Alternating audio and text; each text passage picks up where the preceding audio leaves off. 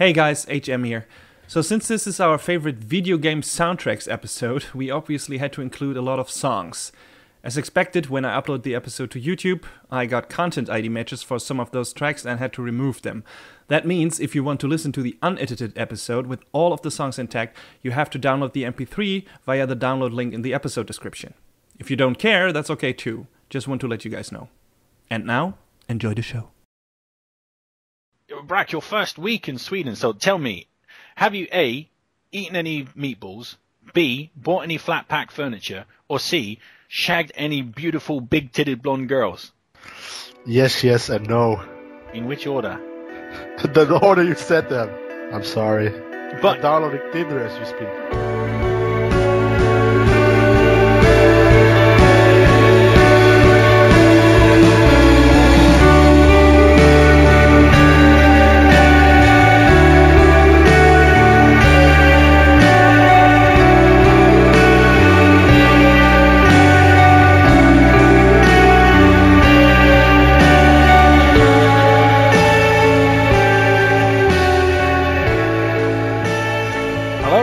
welcome down to the abyssal lair of the radiophonic sea creatures.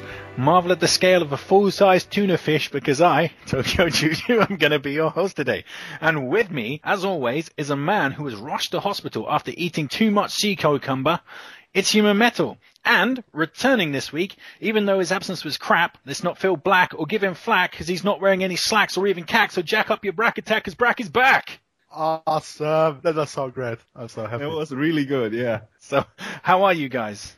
Yeah, I've been in Sweden for a week. Sweden is like famous for IKEA, ABBA, PewDiePie, and being ball as cold. So like PewDiePie is Swedish. I didn't know that. Swedish, yeah. All ass cold. So when you get cold, you put your Sweden. on It's your like ass? freezing balls cold. Yeah. You freeze your balls off like when you're here. You literally froze your balls off. I mean, they froze so hard they literally fell onto the ground like marbles. And it just splat in like a million pieces. It's like the T-1000. They shatter into a million pieces, and then when it gets And then hotter, they get they back more. together. They come and crawl after you like insects. They come and find Yeah. you wherever you are and reattach themselves. Like the thing. Something like that. But yeah, I've been here for a week now. I'm really dead as tired.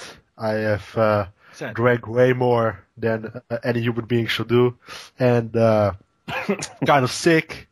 I haven't played that much games, but I got a Wii and a shitty television to fit with the shitty Wii, and I played a little bit of Super Smash Bros. Brawl, and I got my ass kicked by some Japanese guy. As they do. As they do. Games. He never played Super Smash Bros. Before. Of course, That's what he said to me. That's what he said to me. Yeah.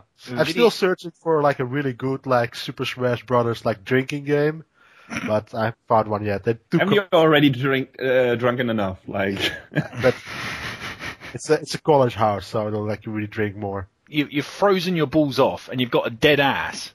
I mean, what else? It sounds like you're having a rough time. Yeah, most of my body parts are just dead right now. So I think like video game 101, if you want to keep your dignity intact, don't play a Japanese guy a fighting game. Like, that's just the basics. Never. I was hoping he was like out of his element because of how cold it was over here, but he didn't care. He just kicked my ass. Yeah. That will happen. So, Human Metal, or what's been up with you? Over the past 2 weeks, I've started rewatching one of the best fucking shows in the world, and that's Batman the Animated Series. Awesome. And, God. That show is amazing. I try to revisit that show like once a year, and it holds up every time. It's so amazing. That's just a show that doesn't really age because it already looked so fucking old when it came out. It's like one of the last. It looks like one of those really old cartoons already. It looks like I think it's from Max Fletcher that made those like really old ass Superman cartoons that look like that. So that was one of their inspiration. That was one of the things they were going for. So definitely. And there's so much cell dirt on those. And just combined with the style of the architecture and everything, it gives it this really vintage, old school look that just, it works and it keeps on working. It's timeless. It's fantastic. It's like this perfect choice and combination of everything, of style and the way it was made. And the majority of the show is just fantastic. Like the Two-Face episodes, Clayface. I really like the Mr. Freeze episode, the first Mr. Freeze episode. It's one of the best episodes on television in general. Yeah, and that's an episode they got an Emmy for, I think. And if you, for some undefinable reason, are a comic book fan and have not seen Batman the Animated Series, you really need to get on that, because that is a show for the ages, like a masterpiece. And also listen to the audio commentaries on the episodes, because there's a really good stuff as well. Like Bruce Timm and all the people responsible for the show commenting on it. Is really good stuff and really interesting. So I guess, I'm going to go next with my stuff. So the first thing I'm going to talk about is, Dragon Age Inquisition. So actually, I did talk about this on the last episode of the Radiophonic Sea Creatures, but due to time constraints, we had to cut it all out. So I'm going to go again. So sorry if I'm repeating myself here, Human Metal. Dragon Age Origins, I picked up while stonking drunk, accidentally. I accidentally ordered it and was completely surprised when it turned up. And then, discovered that I had, in fact, in my drunken stupor, ordered the Japanese version of it. So, so I was, really, cursing myself. But thank you, EA. They actually have the English language on the disc. So I was saved by, for once, EA doing something right. So anyway, I've been playing that. I played it last week. I haven't been playing it this week because I got addicted to Alien Isolation. But I'm going to get into Alien Isolation next week and have a huge, Alien Isolation blowout. But this week, Dragon Age, I always want to say Origins. Every time I have to remind myself, do not say Origins. Say Inquisition. Dragon Age Inquisition. It's a pretty great game. The combat mechanics in the game kind of suck a little bit. There's no real depth to them. It just kind of consists of telling, your mage or long range guys to hang back and fire, and then sending your attack guys to spam the attack button and hit the special attack occasionally. No big win on that front, but the story of the game is awesome. It really is. The choices that you make and the conversations between the characters, it kind of sets up good relationships and kind of makes you care about your party.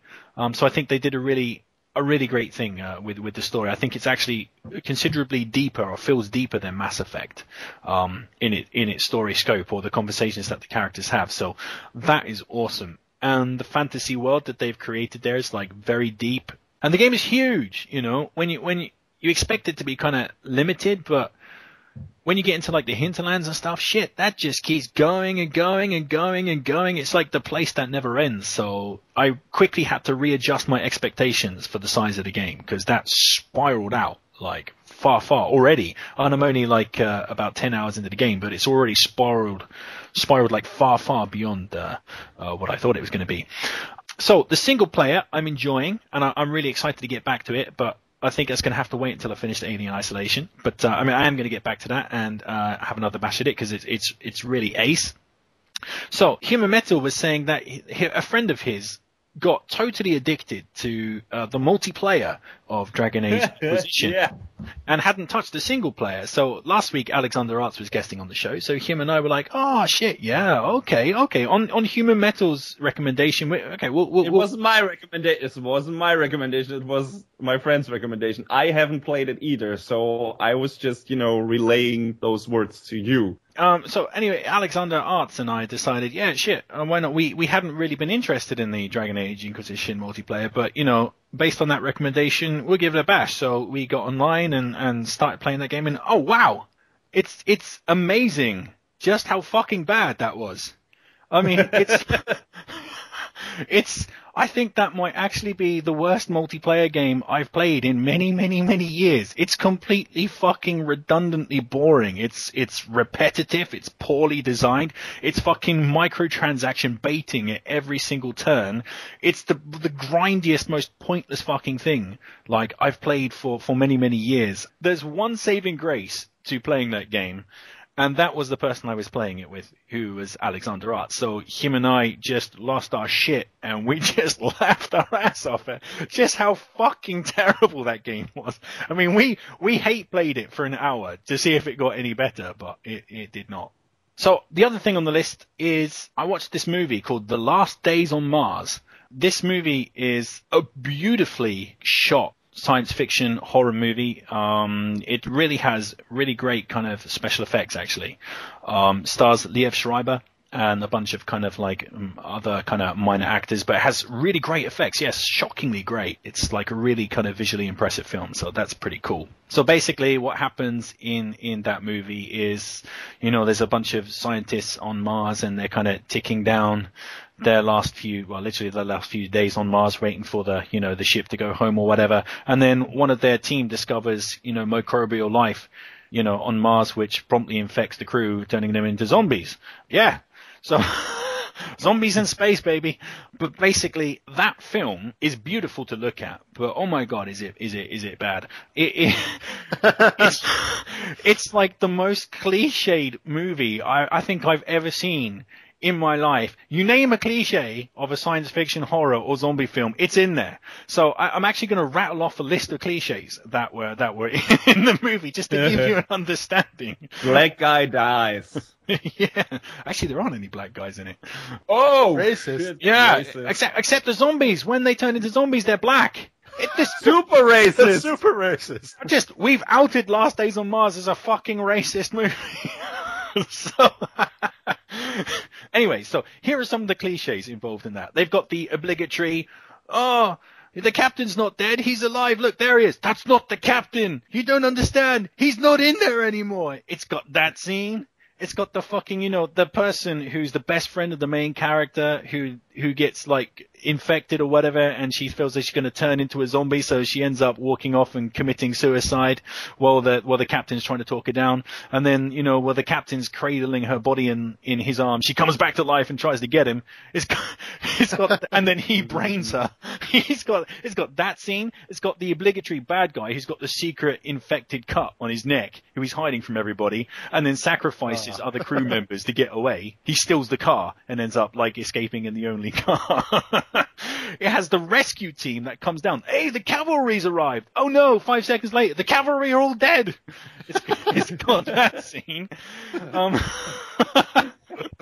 it's even got like the most insanely original end fight in the spaceship, in space.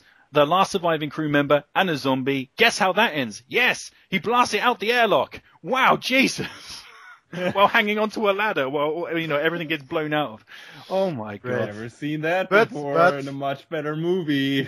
Is it worse than Ghosts of Mars? Yeah, it definitely isn't, because it's visually stunning. That's the one thing it has in its favor. But the thing is, like, to say, few movies are worse than Ghost of Mars. But the hilarious thing, though, it can't quite reconcile what it is. So it has these beautiful visuals, it gives you lots of this kind of like shots of the landscape with the sun going down. It's got that quiet piano music, drifting. And it seems to think it's Moon or something really profound. And it seems to be completely unaware that it's a fucking big movie piece of shit. But nobody told the cinematographer that it was a zombie in space movie. Yeah. And with that, we're going to move out of the shallows and into the depths.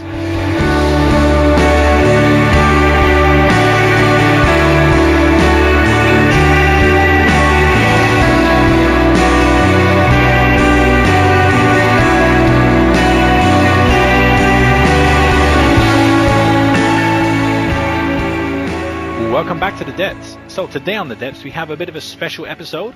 So we're going to be talking about our favorite soundtracks. So without delay, we're going to just go straight into the first choice. So Brack, why don't you tell us what's first up on your best soundtracks list? Yeah, my first song is from The Last of Us, and it's the song with the same name. I wanted to start with The Last of Us because it's really just start out with something really depressing and dark and make people cry and make myself cry when I'm listening to it, because that's what you do with The Last of Us.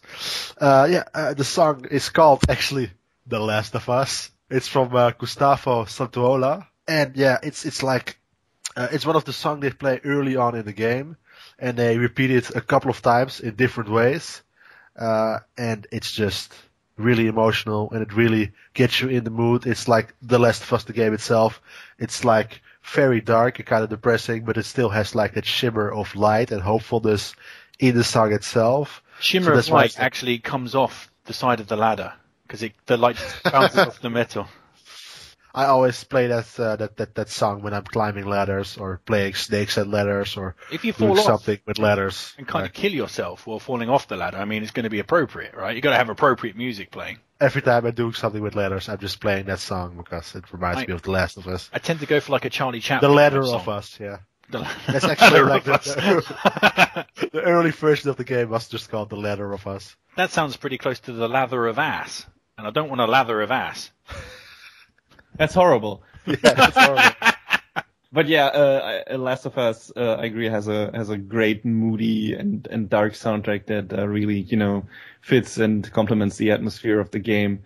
The haunting, you know, intro music when after the first section of the game, when the news bits are played, that's really good and gets you into, you know, into the whole situation of that, you know, and the whole setting that the game is playing in. So yeah, really good stuff all throughout the game. I would agree. Actually, I think on an aesthetic level, there's absolutely nothing wrong with The Last of Us. I think soundtrack, graphics, story, motion capture. You know, voice acting, it's on a phenomenal level. Definitely, you know, even I, who frankly is not the biggest fan of The Last of Us, even I can. The best rendered letters in a video game ever. Yeah, no, the worst. Yeah, those are the best letters I've ever seen in a video game. All 11 of them in the entire game. Yeah. If you picked up a ladder and it had like somehow rocket launchers built into it or some shit like that, that'd be amazing. That's more something for Dead Rising, I think. Yeah, pretty much.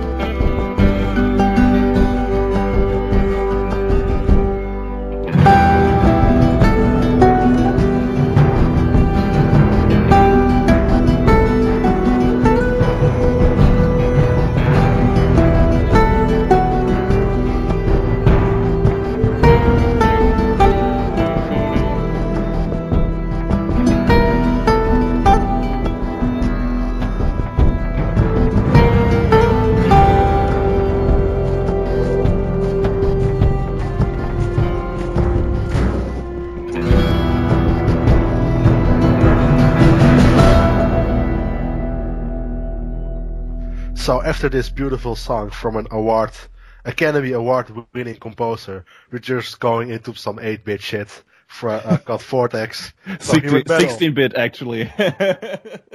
I stand corrected.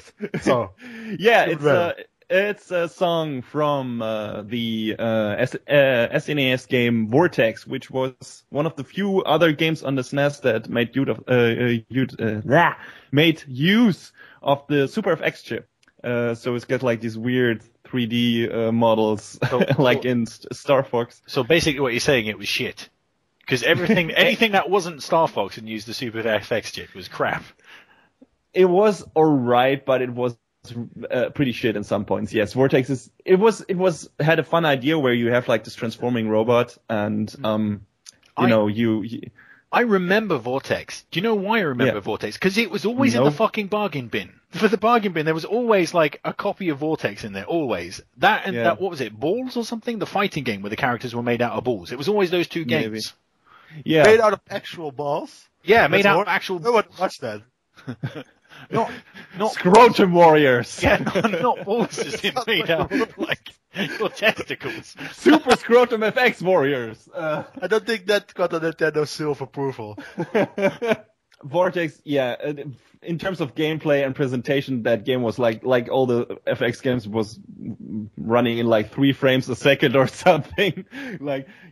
Visually not that appealing and everything, but the soundtrack is really, really good in my opinion, and the whole soundtrack is composed by Justin Schiavone.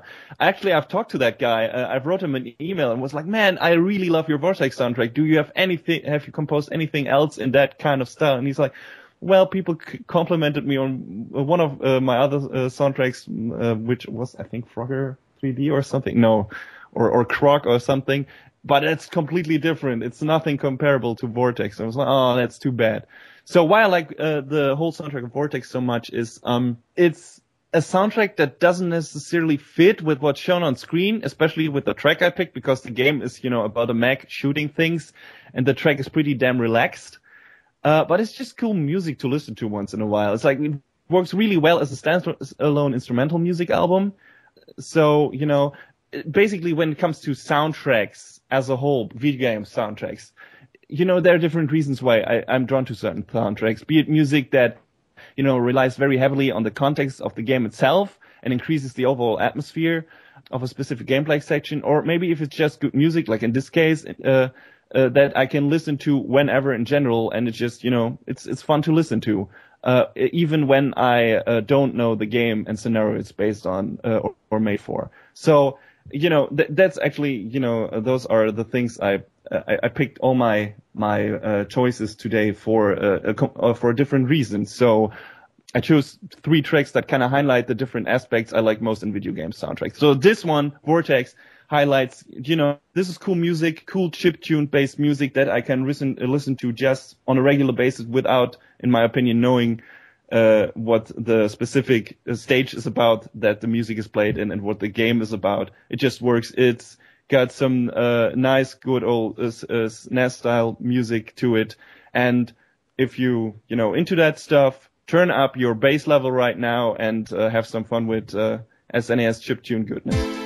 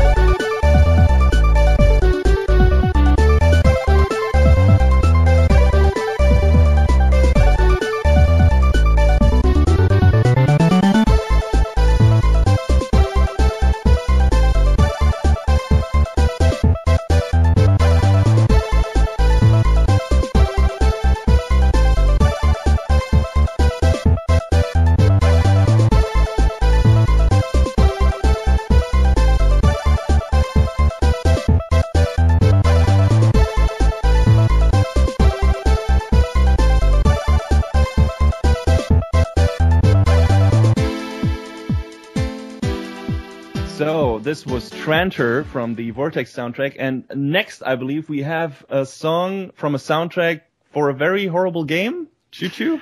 Yes, indeed. No shit. It is from a terrible fucking game. So I'm going to play a song from Sonic 06, which is actually one of the... 06? Yeah, 06, yeah. The worst of the worst. It is the worst of the worst. It's a rank piling, steaming, yeah. Well, we all haven't played Sonic Boom yet, so that might be worse. It can't be worse, I think. There's no way it's going to be worse. No, I think I have no doubt in my mind, not a shadow of a doubt, that Sonic Boom is terrible. But I think Sonic 06 is just you just fundamentally can't get worse than that. I mean, I think that might actually be the worst game of like the PS3 generation that I ever played. In fact, probably. I'm fairly sure it is. Yeah. But before we get into Sonic 06, basically, the Sonic franchise has always had amazing soundtracks. I think the peak of the brilliance of its soundtrack was the chiptune soundtrack from Sonic the Hedgehog 2, which was actually composed by one of the two members of Dreams Come True, which is an insanely popular Japanese pop band. And I don't know if people remember this, but there was a lot of buzz around the third Sonic game of Michael Jackson actually composing the soundtrack too, which fell through and then became myth, and people thought it was just a rumor, but it's actually true. He was actually like involved in the making of it, but then something happened and they decided that they wanted to pull out for some reason. But anyway, I'm glad because the actual finish. Because he didn't pull out, probably. Thank you, Human Metal. Yeah. That is so terrible. Yeah, I know. Oh, dear. How do I recover from that? Jesus. You can't. Yeah, but there's so many great tunes. I mean, you think about like the Sonic 2 boss music, just amazing. Some of the best boss music ever made, and it went past the chiptune soundtrack too. I mean, you listen to Sonic Adventure, which had this fucking crazy guitar, like mad guitar kind of soundtrack, which was hilarious. I mean, it was like, kind of comedic. It was. It's like cheesy, like hair metal. And then, like, your heart. Yeah. Oh God. Yeah. That was awesome. And also like, Sonic Adventure 2, you had that, Escape from the City song, and even better than all of that, in Sonic Generations has obviously the best Sonic soundtrack because it was all compiled. You had pretty much all of the really classic tunes compiled into one game, so the soundtrack just totally kicked ass. So, with nice remixes added to it. Yes, indeed. And Sonic 06, that was a terrible game. The only good thing about that game was its soundtrack, which was great. Yeah. I'm actually going to play a song that was originally in Sonic 06, but actually I'm going to play the remade version of from Sonic Generations, and that's going to be Crisis City.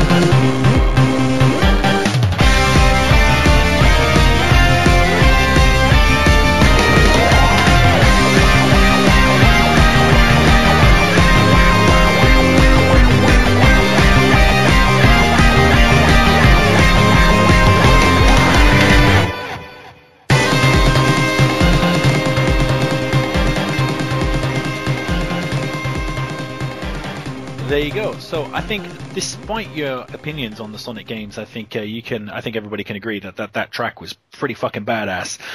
But also you got to put it into context, you know. You got to imagine that, and the badassness of that combined with the actual gameplay, or maybe not Sonic 06, because that totally sucks and we'll probably ruin it, but the gameplay of Sonic Generations. So that's on the lava stage, and it's just got some really fantastic platforming sections, and it's just awesome, man. That is a good time. So we're actually going to have one of our crazy Radiophonic Sea Creatures questions, and that is going to be, if you could switch the soundtrack and sound effects between two games, which would they be? So, Brack, this was your question, so why don't you fill us in with your answer? My answer is Mario and The Last of Us, mostly because it would be hilarious, but I think in The Last of Us, the main character would look even more crazy and like a crazy serial killer or something, because he has this happy tune whenever he's just walking around, smashing people in the head. And every time you smash somebody in the head, you get the sound effect from Mario jumping on top of a Goomba, and it just something like that. And it makes it look like something really dark and depressing. It makes it look so surreal for some reason, and it makes it look like it's some kind of crazy indie type thing because of how surreal it is, the sound effects with the game. And the other way around, you have Mario, which is super happy, and then it's just the depressing soundtrack in the bag. And whenever Mario jumps on top of somebody, a Goomba, it's just instead of a funny happy sound, it's just we're just squashed from somebody's head getting smashed open or something. It's and it's good. It makes it also look really fucked up as well. It's it makes both games look even more fucked up than they already are. Actually, my answer is almost the same as yours, Brax. I guess Mario is an easy one to go for because, I'm currently playing Alien Isolation, and that's a scary-ass game. And one of the scariest things about that is the sound design and, the pangs of sound and that type of thing. So if you switch Alien Isolation's music with Mario, it would make Alien Isolation, much easier to play. I mean, when you're firing the flamethrower, you have Mario's fire flower sound, whoop, whoop, whoop, whoop. And when the alien comes out the vents and tries to attack you, you go dan dan dan dan dan dan dan dan. It's totally take the tension away. And oppositely in Mario, every time a Goomba comes onto the screen, like Inception style, that huge bang of music. So there you go. How probably would get old fast. yeah. Every 5 seconds. Every time a Goomba comes in, Bob. Hey, then it would be just like in the trailers. We got that because that got old fast, really fast as well. The boss fights in Mario would be awesome because you'd get to Bowser and you'd have him making the alien screeches and hisses at you. Yeah. So, how about you, Human Metal? I would play Kirby's Adventure from the NES, or maybe Dreamland or whatever Kirby game, and use the announcer voice from the original Unreal Tournament. Every time Kirby swallows up a guy, an enemy, dominating, killing spree, rampage, and for a bit of flavor, add some new stuff in there, swallowed, shit out as a star, and stuff like that. That would be amazing. It would really improve the game, I think. All right, so there you go. So we're going to jump straight into our next round of music, and the first one is going to be Brack. So, Brack, what have you got next on your list? The first song on my list, it's not just a song, it's just the soundtrack, and it's from Hotline Miami. And I'm not sure which song we're going to play yet. You're going to see that later. But I would like to say that Hotline Miami and a lot of other indie games had just brought back really crazy, amazing electronic soundtracks, especially Hotline Miami, but also stuff like those pixel junk games with high frequency bandwidth, and some other Fast also has a great electronic soundtrack, and a lot of indie games brought that back. But Hotline Miami has the craziest. It's just so it just pumps you up, and you're oh yeah, I'm ready to smash some Russian criminals in the face with a baseball bat. I shouldn't say that too hard because my neighbor right now is a Russian, so And you're going to smash his face in with a baseball bat, and you don't want to ruin the surprise. No. I think it's probably that if he hears it, he's got to be first. That's the problem. You know how those Russians are. But yeah, that's just like really great soundtrack, and we're gonna listen to it right now.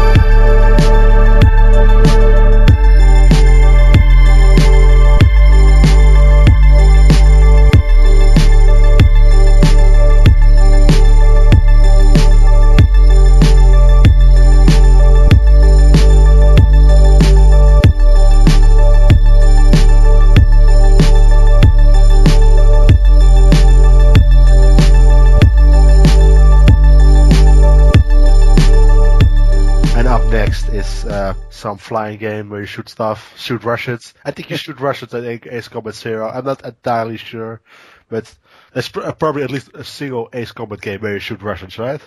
Definitely. So I think it fits. I think there's a little bridge there between my song and your song. So you may well just bring it with Ace Combat Zero. Ace Combat Zero actually has the subtitle The Balkan Wars, so make of that what you will. The track I picked is also called Zero. It's basically original. Yeah, original. That's because it's from the final confrontation, the final mission of that game. The song is composed by Keiki Kobayashi. Doesn't make sense. Also why would it be called Zero if it was the last? The last mission of the game. Yeah. Why would that be Mission Zero? Zero should be like a tutorial. Yeah. Yeah, well, I don't know, but that's the name of the last mission. So, and also the name of the song. And yeah, like I said, composed by Keiki Kobayashi, who also composed the excellent track, The Unsung War for Ace Combat 5. So, that's also a recommendation. But yeah, I picked Zero because, the song just builds an incredibly amazing atmosphere that, highlights the final epic dogfight encounter between two former comrades in this game.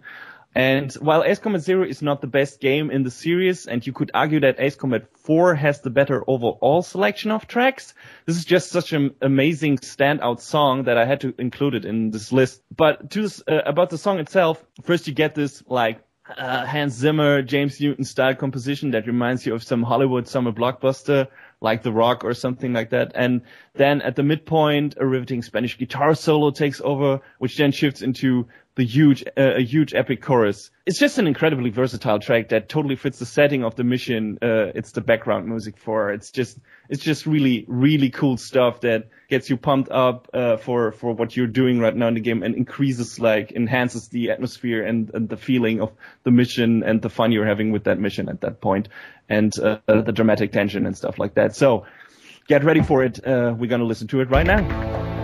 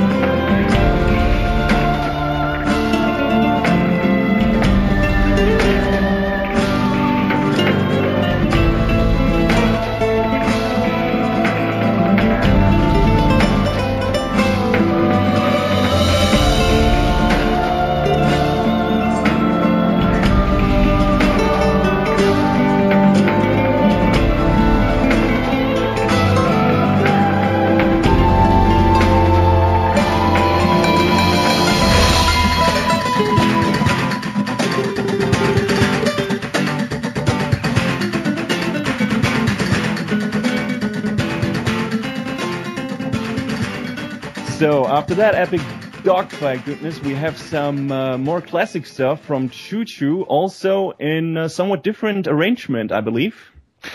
Yes.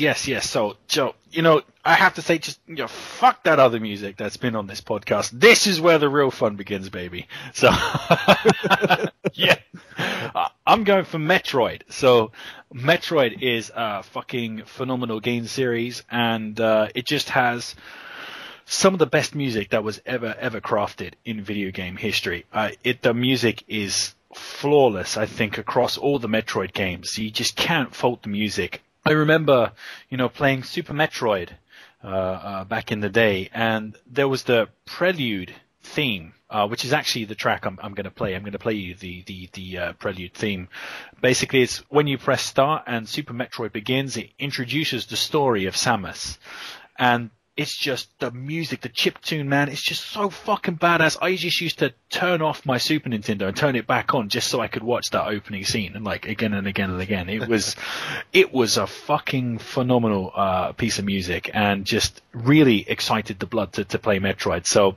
But there are so many other classic themes in Metroid. For example, like Norfair, the lava stage on Metroid. Like every time I hear that theme tune when I'm playing Metroid, it sends shivers down my spine. I remember playing Other M, and Other M has some original music. And when I came into the lava area and that theme tune there, I mean, I was shitting bricks, man. It was brilliant. Like, yeah. Just classic after classic after classic. Also, I'd be remiss if I didn't mention the classic Metroid boss music. It has some of the best boss music of all time. The dun dun dun dun dun dun dun dun dun dun. No, that's totally not how it goes. Like, I thought you were doing like some Metal Gear stuff. Yeah, I think I somehow got roped into doing the Mortal Kombat theme tune from the movie. I was about to say it's closer than Greg's rendition of the Mortal Kombat theme. Yeah. So it's something like that, but it's not that. Like, I don't know. I can't remember shit how it goes. But it's amazing anyway. So you'd know it if you heard it. That's it, yeah. Bam, bam, bam, bam. So I'm back in Mortal Kombat mode again, but people who've played Metroid know what I mean. Shit. Mortal Kombat. Liu Kang. Johnny Cage. Anyway, I think the stand-up moment of Other M for me, and for any sensible player who ever played it, was the Ridley boss fight in kind of like the back end of the game. Wow, Jesus, that was a fantastic boss fight. But part of the reason that was so amazing, that boss fight, is finally, after playing that Metroid game for a long time, in that Ridley fight, you got their classic boss music. It came back, and it was like, if you're a major Metroid fan, man, the hairs on your like arms started to stand on end when that fucking music came in, and you had the classic boss fight against Samus's classic enemy. So, it just shows how music can really elevate certain parts of a game. So the version of the Prelude theme from Super Metroid that I'm going to play is actually a heavy metal version. Yeah! See, heavy metal, I'm old calling it heavy metal. I should just call it metal, really. But anyway, yeah. Metroid Metal, Prelude, take it away.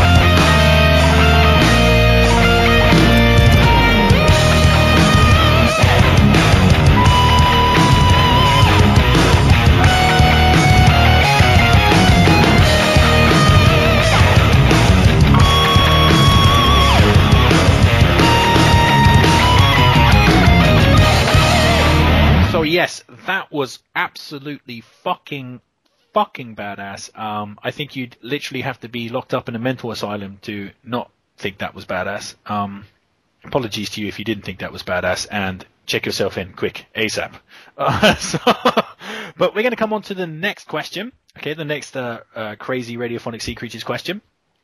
And that question is, if all video game characters had to have a pop song as a theme tune, who would you partner up with what song? So, how about you, Human Metal? I'm not, I have to go for an obscure one. I'm sorry. It's from a German metal band called Rage, and the song is called Human Metal.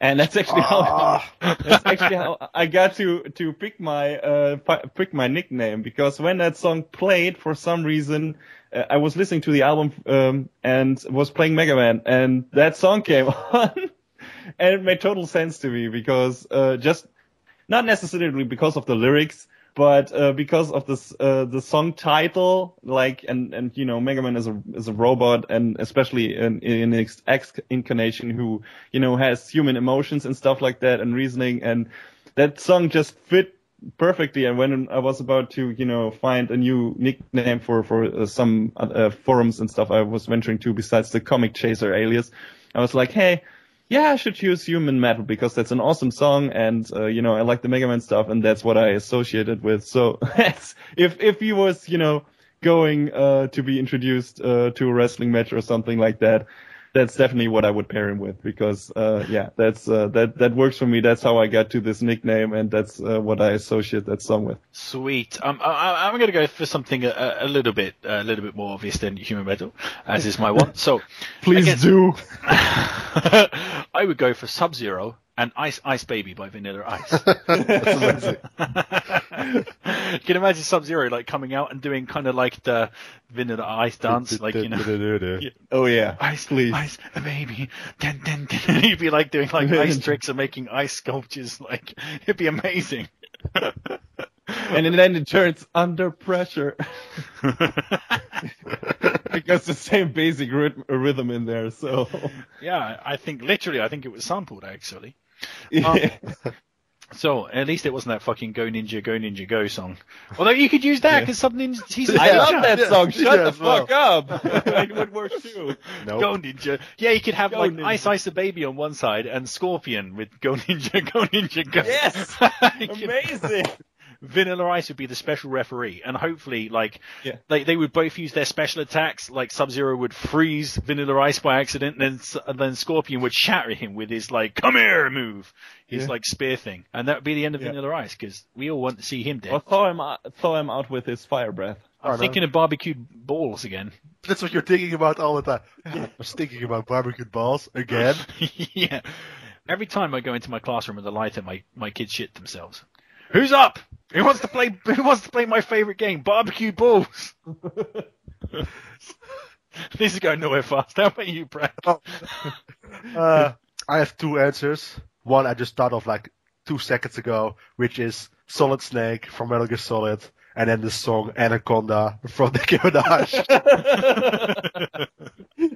Because it would be hilarious, and I just want Snake see like dancing along with that song, doing those like twerking moves. That image, it just looks hilarious in my head. But want to really see that? No, I don't really want to see it. And it's probably already out there somewhere on the internet. I don't think it's the really original. But the other one is for Kratos. And Kratos is famous for a couple of things like murdering lots of people and also ripping a lot of people's necks off. So the song I'm picking is from the Wu-Tang Clan. It's called Protect Your Neck. There's an advisory song in advance for people who encounter Kratos. Yeah, I think I would like that to hear it if I saw Kratos on the street. It's like, best protect your neck. And it's like, yep, other side of the street. Not going there. Not going that way. You know, he's like these giant knives on chains, so you gotta be really far away from him to be safe. Yeah, really far away. I got it. Joel and Ellie from The Last of Us. Staying alive. On the beaches, yeah. That's horribly fitting. Oh my god. So I guess we're gonna come on to the next rung of soundtracks, and The next one's going to be yours, Human Metal. So the last song I picked for this soundtrack theme, video game soundtrack themed episode is from the Metal Gear Rising Revengeance Ost, and the song is called "It Has to Be This Way," which is actually the song for the final boss encounter.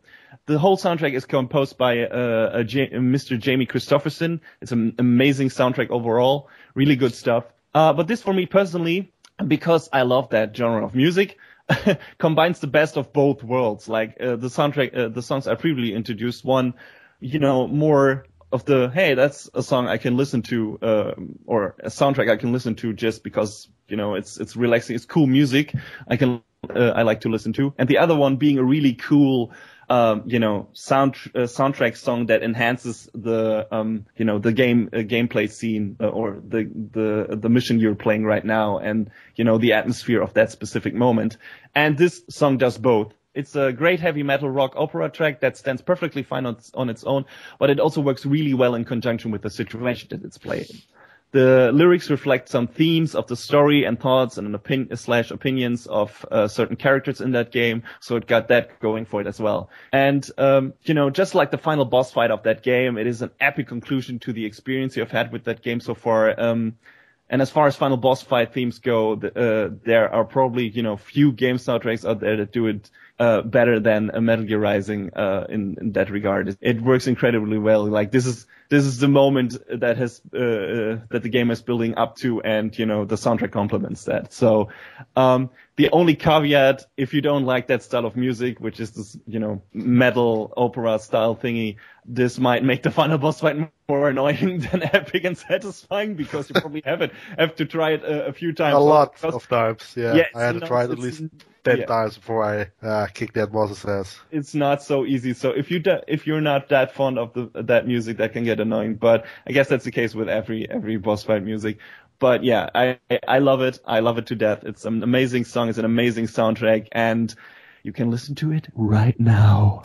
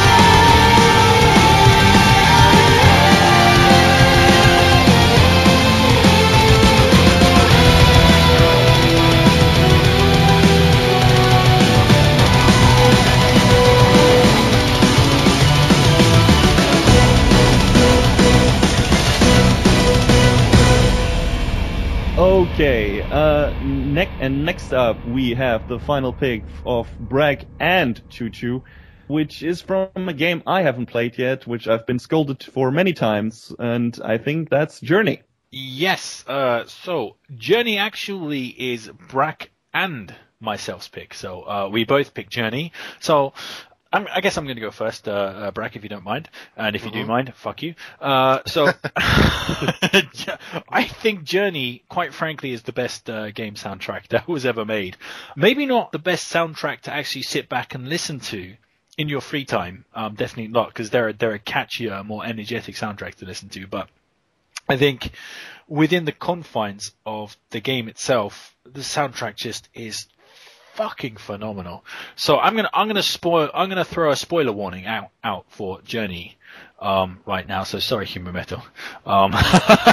So it's my own fault. You can't really the game is old enough. A game does this. You can't really spoil it. No, I can't. I guess I'm going to talk about the themes of Journey more than I'm going to talk about a couple of specifics. But so if you haven't played Journey, firstly, punch yourself in the face because you deserve it. He's actually doing it. He's actually punching himself in the face right now. That is awesome news. That is literally the best news I've had all day. Human Metal, is your nose bleeding? No. That's a shame. Damn it. Do it again. Anyway. But so Journey has a fantastic soundtrack, okay, that fits completely with the game. I mean, whatever you're doing in the game, the soundtrack is specifically tailored exactly for what you're doing. It's moment to moment, like every single gameplay beat that you do, like it seems like every single movement is tailored with the corresponding note in the soundtrack. It's magical. So the theme of Journey kind of basically is the journey through life, from being born through childhood, and then when you get into adulthood, things become much darker and more difficult, and you go through trials, and then eventually you die. But I think Journey says, gives you the message that if you've lived your life right, at the end of all your trials, you'll get to go to heaven, basically. And in heaven, it's just pure joy, just everything's bright and colorful and, just play, basically, pure unbridled play. And then after you've played enough and you've had your fill, you get to be reincarnated and get to do it all again. So basically that is the general plot or theme of Journey. It's a really powerful message, even though I'm completely atheist. Like, it's just an amazing message. Like, it's wonderful. It really is. But basically, there's that moment when you've gone through that dark, hellish place at the end of Journey with all the thunder and lightning and the snowstorms, and your character freezes to death. Basically falls dead in the snow, and that's it. You're out. You're gone. That character dies. That moment when you go to heaven, and that the difference between, the harshness of life and the playful heaven is just unbelievably emotionally stirring. I can't even describe it. It makes me cry every single time. And a good part of that is the music. When you get into heaven, this just music like from heaven just rings out, and it's just a phenomenal moment. And there's this specific moment, right, where you make your way up these jellyfish, and you come over and you crest over this kind of waterfall area over this lake, and in the lake there's like this big like whale thing like playing in the pools there, and the music just crescendos like totally in exactly the right moment and hits you emotionally in precisely the right moment. It's like someone punching your heart, like, and if I'm not crying by that point, that's it. That crescendo of music, that's it. I'm gone, man. I'm in floods of tears, and then it just stays throughout the rest of the game, all the way through the end credits. And I think the theme of the game obviously gets you there, but the music is what really, really sells you and really, just affects you so intensely. Like, that moment when you come over that bank and the music crescendos just in the right way, just in the right scale, man, it gets me every time. And then it just stays that way. And then the end theme song with that fucking, the opera singer comes in and stuff. Oh, dude, I'm just done. That's a true phenomenal moment. And also, little said, but Journey has the best end credit scene of any game ever. where your soul travels over all the places that you visited with that music. Fucking hell. I was gone crying like a sissy bitch. It's actually like I have to break out the hankies. I'm not talking about a few tears. I'm talking like weeping like my mother's died. Choking up. There's like stuff coming out of his nose. It's kind of painful to watch it, but yeah. I'm not joking. Literally, I literally need tissues. He needs tissues right now, and he's just thinking about it, about like the ending. That actually, he's getting choked up already. Listening to the Journey soundtrack and remembering that, like I was listening to it today on the train, I did get a bit choked up. Actually, I had to like catch myself like before I wandered off into like crying on the train. Anyway, Jesus. So yeah, what else can I say about it? Not that much. Chuchu has already said like everything, like everything, every sentence in the world he already said in like that speech of his. But I have to agree with him on almost everything. I think really Journey is a great game, and it really is maybe not a spiritualist, but not like religious. But it really is beautiful, and like he said, the ending really emotional. And the soundtrack is just amazing. It's like the best soundtrack of every game ever. I think it's the only soundtrack that ever was like nominated for like a Grammy for a video game. The only video game soundtrack ever nominated for a Grammy, and it deserved to win. I think it didn't, but it deserved to. It's like the best soundtrack of like every game, any game I've ever played in my entire life. So yeah, not that much to say about it. But you know what we can do? We can listen to it, which we're gonna do right now.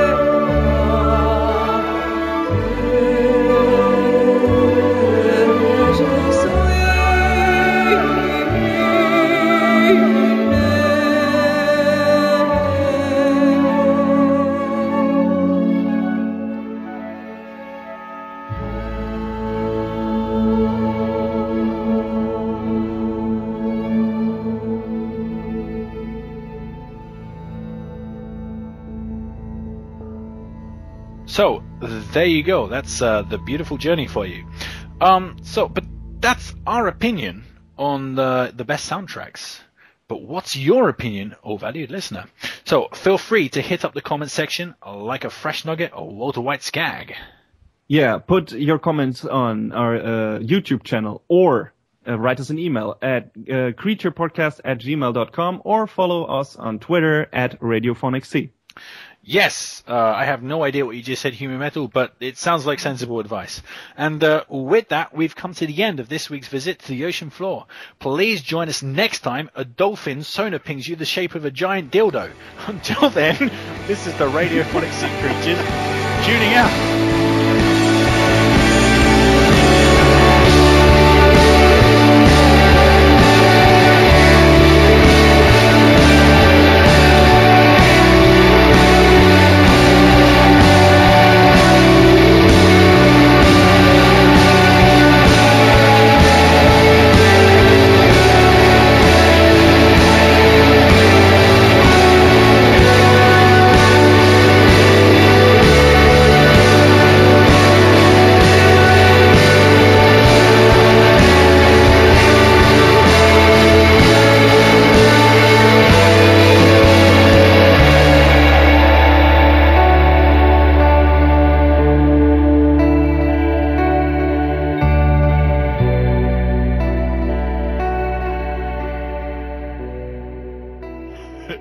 This is so sexy there, Brack.